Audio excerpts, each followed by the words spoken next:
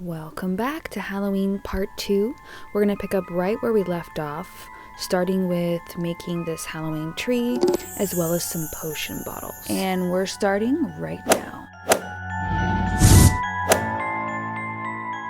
In Part 1, we made some really sparkly, mystical trees. And today we're going to make another tree, but we're going to make one totally different. It's going to be more of a spooky tree, kind of like this one. At least this is what I had in mind when I started making it. It didn't exactly turn out that way, but that's just life.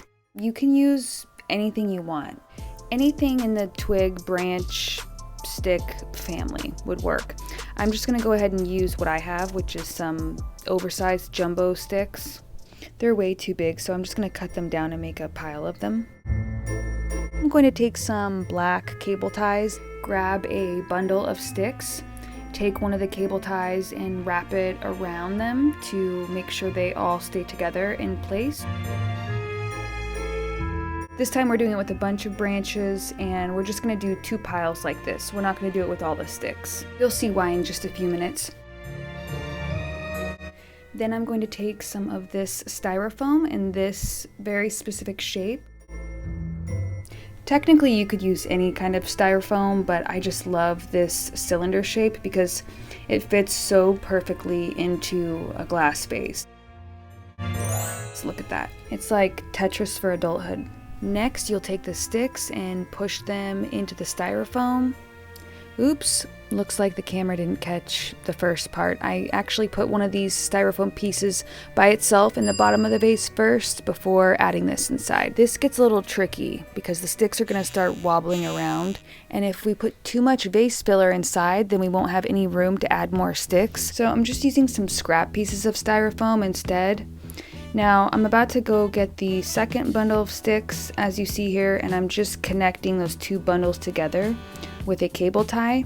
So now this is going to be like the base of the tree, and from here on out we're going to connect the rest. Then I'm just slowly adding in each stick individually and connecting it to those 2 original batches of branches that we put in first. This is actually where I started to panic because it wasn't really looking the way I wanted, and I thought, oh my gosh, somebody go get some steroids or makeup or something. How do we fix this and make it not so boring? So I decided to try the glitter glue we used in Part 1. For whatever reason, it just wasn't working the same.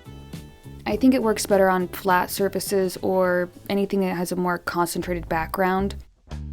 I thought layering it with the silver would help, but it didn't. When all else fails, just go get some sprays, aka some branches. So I'm adding these into the tree. I just found these in my craft closet. It usually takes a few tests of different branches before you get it right, but these ones so far are just winning. They are incredibly thick and strong branches, but they're also very flexible, so I could hang stuff on them. They're sparkly, they're spooky, they're witchy. How glorious is it when life meets our expectations? Well, there is a slight problem, actually. The problem is I only have 3.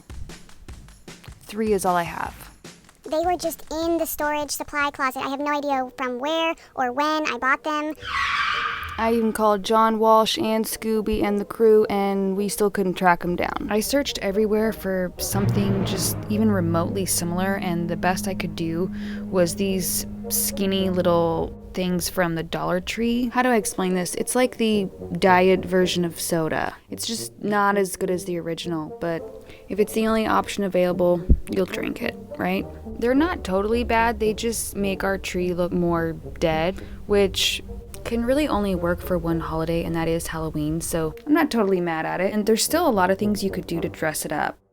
We could decorate it with lights, bats, ornaments, flowers. I was gonna put some bats like this on it, but these ones were just too similar in color, I think, because they like camouflaged into the tree, so there really wasn't a point. You couldn't see them. But there's always other varieties of bats. I think the same thing would end up happening with some black bats. So what about glow-in-the-dark bats?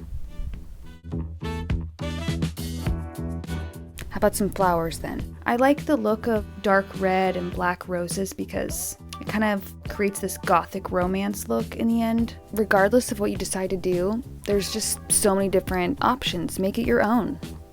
Or don't, and just put this idea in your back pocket for the next time you need a cheap party trick. You can say, hey, if you can get me some sticks and a vase, I can turn it into a holiday tree. Okay, it's potion bottle time. I have 2 tips for the glassware. The first one is choose a very good variety of different sizes and shapes for your bottles. The very first time I made some potion bottles was roughly 7 years ago, and I had just grabbed some bottles out of my recycling bin. I think it's good to either go with very contrasting shapes or sizes, but the ideal thing would be to do both. Mine were very different in shape, but they were all relatively similar in height, and there always was something that felt a little bit off about them. The different shape helped offset it, but I realized later, oh, it's because they're too similar in height and they kind of compete with each other. I should have had at least one of them be, significantly smaller or like a baby bottle. My second tip when choosing the glassware is be conscious of what you want them to look like. If you want them to be more modern looking, then go for a completely plain, flat glassware. If you like that kind of old world look, or you want a more rustic, vintage bottle style and you don't have a lot of time, go for glass bottles that have, what is this called even? It's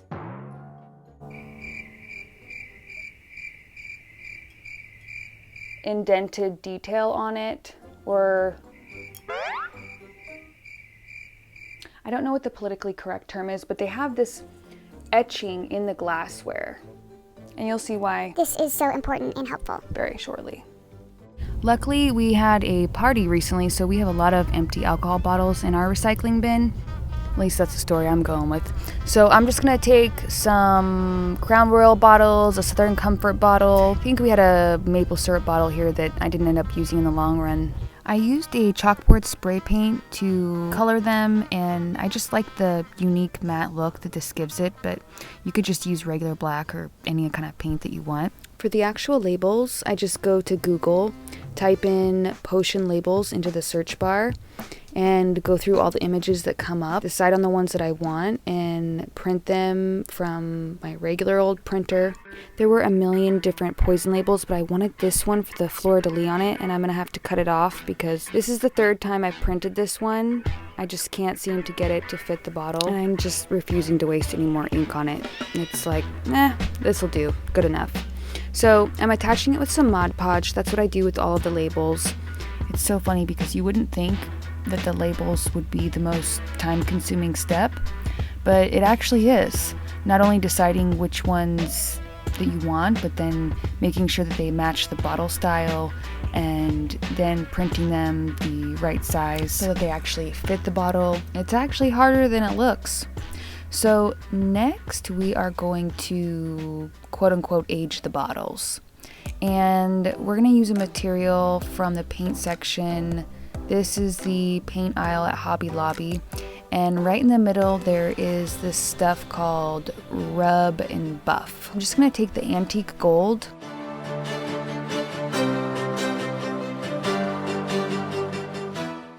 and just kind of squeeze a little bit out and try to make the striations in the top of this glass kind of pop out.